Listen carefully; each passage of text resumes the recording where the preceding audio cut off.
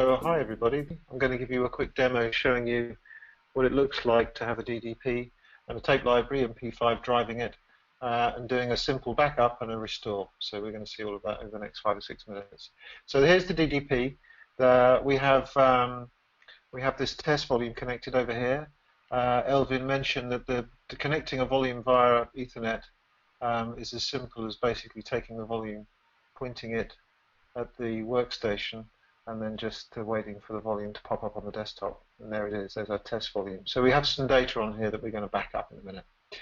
So from here, we have a button directly in the DDP interface down here, which will take us to the P5 login. So RQware has its own web interface, and whilst I just log in, so we're going to go. Unfortunately, I can't multitask, so I have to stop talking when I type. So this is what the P5 web UI looks like, and we're going to be concentrating on backup today. All I'm using here is the installed P5 with an additional license for some slots, because what we're doing here is we're driving a quantum 8-slot small, in this case LTO5 tape library with 8 slots. This is already added, but to add a tape library to RQware, you simply click on New Tape Library, say Next, and we automatically locate and list all of the tape hardware that's attached to the PC, to the Mac, to the Linux machine, to the DDP, and you just go through a couple of steps there to add the thing in.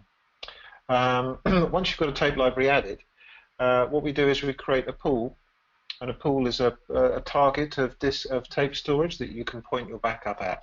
So you see we have a pool here called Tape Backup, has 1 tape inside of it, which is giving us 1.5 terabytes of capacity.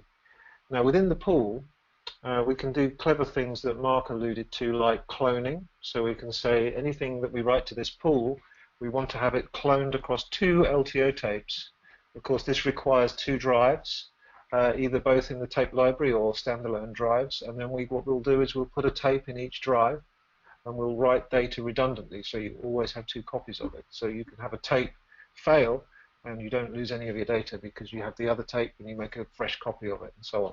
This is more used for archiving, not so much for backup. But with backup, what's really useful is using the tape drives if you have 2 or more in parallel.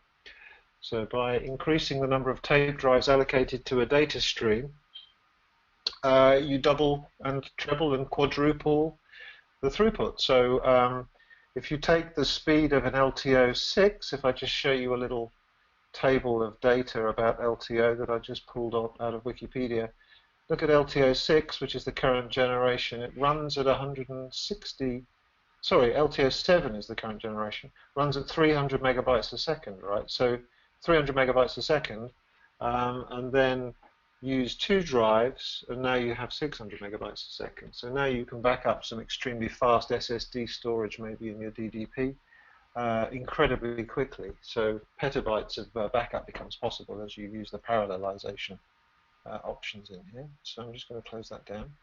So I've already labeled a volume. So we have 1 tape volume and 3 disks. So these top 3 are disk volumes, and this one is a tape, which currently resides in slot 3 of the quantum tape library. So what we do if we want to do a backup is we go down here and we make a backup plan, which looks like this. So we have a backup plan called DDP Backup. And the backup plan at the top simply consists of a task. And in this case, the task is to back up this folder. And this folder is called Backup This. And it's located on the test volume over here. So I'll just show you where that is in the Finder. So in Sync Webinar, we have a folder called Backup This. And in there we have a movie. A good English piece of drama there, Downton Abbey, and we have some PNG files. So there's 4 things in that folder that we're going to back up.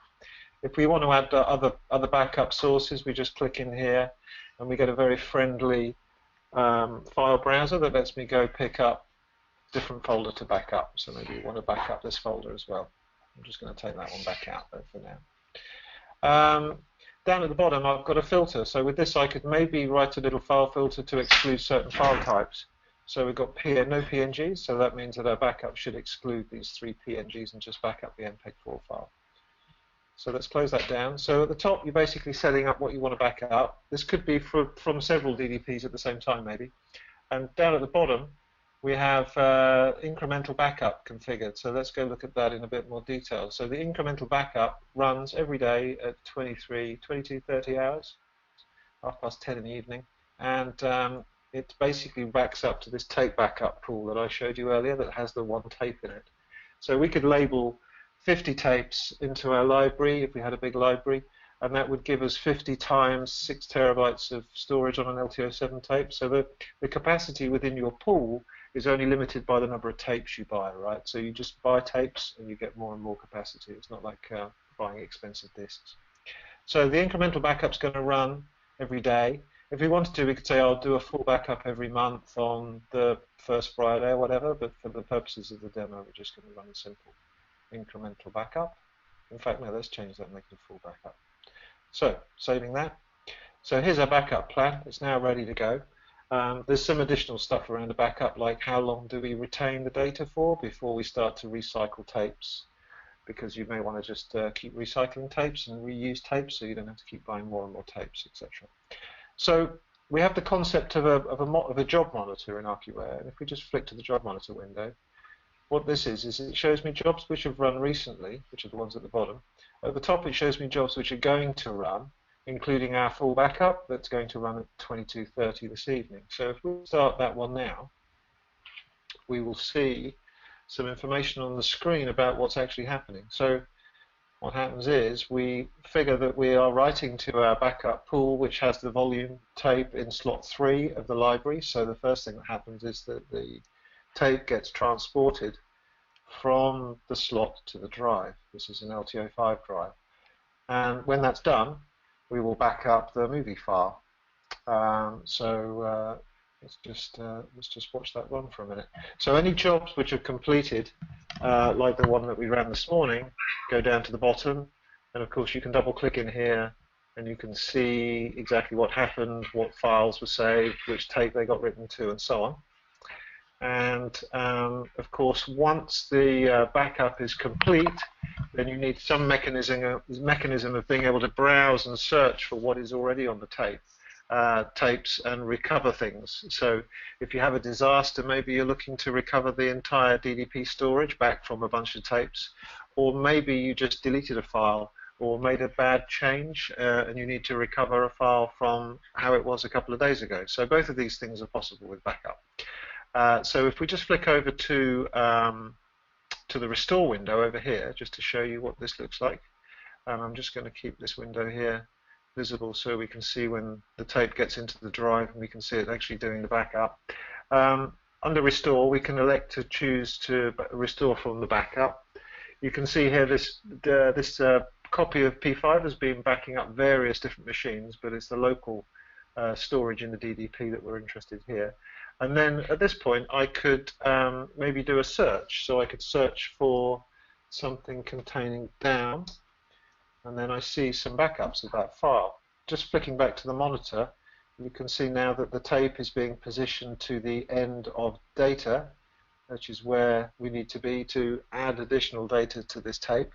And now you can see that the file is being saved. It's about 1 gigabyte, and at 30 megaseconds, we're only talking about a few seconds worth of time to save that file to the tape. So that's almost done. So it's finished. So the next thing that happens is we just get some updating of our indexes on disk so that we can recover that file later. So back in the index here, you can see that this Downton Abbey movie was backed up on these 2 dates a few days ago. And so I could, at this point, I could say I want to restore this one. Or I could come out of search and I could just browse the file system. So here's the test volume on the DDP, here's the sync webinar folder, here's the folder that we backed up, and here's the file inside the folder. And what we can then do is if we wanted to maybe restore this back to the version of the file from a couple of days ago, in this menu here we can browse all of the snapshots that we created each time the backup ran. Or we can go in more detail and see a longer list and see the different pools and the volumes that the files were saved to. So maybe one wanted to recover the file as it was this morning or on the 8th of July. So If we chose to recover this one here, we simply say restore to, or maybe we're restoring several things, so we use the restore to selection. So this is basically creating a little basket where we can add several different files that maybe we want to restore at the same time. And then we click on restore to. Here we get to choose whether we restore back to the original location, or maybe we want to put it in a different place. So just to show you how quick this is, you'll also notice that the index didn't contain any of the PNG files because we filtered those out. Excuse me.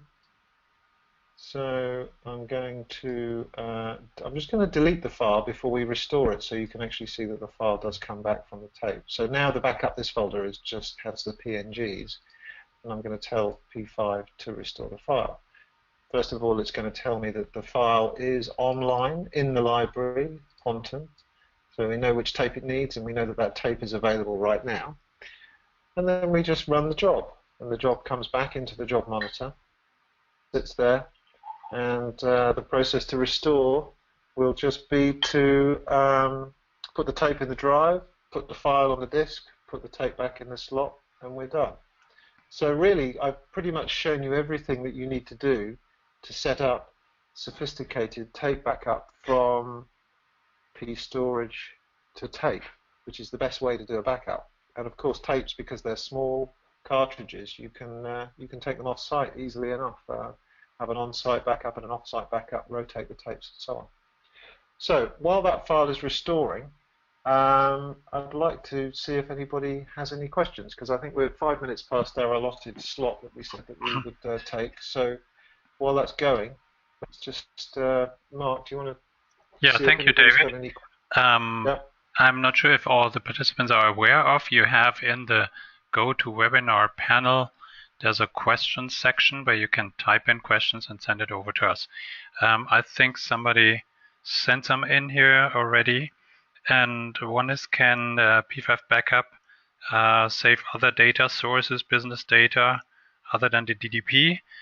Yes, of course, that's possible. So you can use it to have your whole company or the whole production or the whole department covered. Let me just answer that as well by saying that within the backup you have clients. Each one of these clients, other than localhost, is a machine on the LAN. So Betty Boop is another Mac here, and we identify it by its IP address. We provide authentication, and once you've got the client added in, then you can add that client into your backup and start backing up data from your mail server, from your database server, from whatever else you want to back up from. Whilst I'm talking, actually, that file is just restoring now, so we should see the file appear in this window as it gets read back from tape at each second. Back to you, Mark. Then there is one question coming in here. Can I choose to archive or backup media by type, for example, backup only MXF files? Absolutely, yeah. So as part of my demo, I wrote a filter that did not back up these PNG files, just as an example of how that worked. So what that filter looks like is, if we go over here to the advanced bit and look in file filters, this is where my no PNGs filter sits, and you can see here it's configured where the file ends with PNG, and it's in the exclude box here. So if I were to adjust this slightly and add it to the top box, then what happens is we're only going to back up PNG files. So now the opposite happens. So therefore, if you do a backup of just MXF and write a filter that matches, then you'll get exactly what you just specified. Back to you, Mark. Yeah. So that was one question. There is another one about can backup and archive use the same physical tape library? Yes, they can. So P5 backup and P5 archive, that will be shown in 2 weeks in the webinar, can share the same tape library. And additionally, you can have multiple backups, multiple backup plans, plus multiple archive plans. So you can have a very sophisticated setup that takes care of several data management policies. So where you want to have a specific server maybe just backed up once a week, or another one that has to be backed up twice a day, and they can all use the same physical tape library hardware and share cost in that way as well. And I think Just now we got the file back, so David wants to show that he actually restored the file. Here's our period drama. Back again. Okay. Looks good. Okay, any more questions?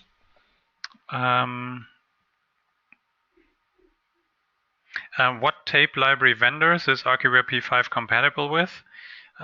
We are universally compatible, we can say. So we have customers using Quantum, Spectra, HP, Dell, Overland, Oracle, IBM, whatever kind of tape mechanisms and tape libraries. And we have our own generic tape driver that takes care of this universal compatibility.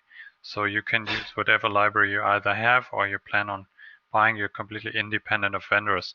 And the big advantage of LTO is that all the tapes that are written with one tape mechanism are fully compatible with another one. So you can switch your library from, let's say, HP to IBM or the other way around anytime you want. Great.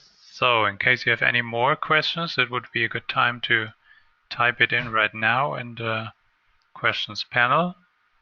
Otherwise, we already used up all our time, and you can contact us anytime if you have any questions or anything left open. Otherwise, we are happy to see you again next Monday and the following Monday. Next Monday will be about the replication P5 synchronize for replicating a DDP. And the week after that, it's going to be P5 archive, also with a short live demo. And this will give you a good impression of how to use P5 that's already pre-installed on the DDP. And so I can say thank you from my side for your time and for attending. And looking forward to hearing from you or seeing you again next Monday.